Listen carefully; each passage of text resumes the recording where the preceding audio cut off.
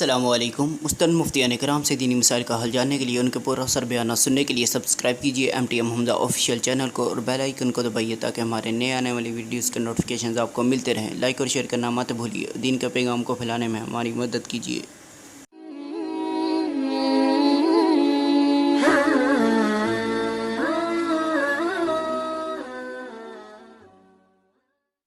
उख्त अदनान साहिबा पूछ रही हैं जी जहंग से, और वो सवाल ये है मुसाब के मर्दों के लिए सोना पहनना शरन कैसा है। बाज़ लोग इसको कुछ पीर मुरीदों को देकर हुज्जत बनाते हैं, तो आप इसकी वजाहत फरमा दें। और नीज़ ये बात भी है कि क्या इस हुक्म में जो आप अभी बयान फरमाएंगे बच्चे और बड़े बराबर हैं या फ़र्क है? सोना पहनना मर्दों के लिए नाजायज़ और हराम है, किसी तरह भी उसकी कोई गुंजाइश नहीं है।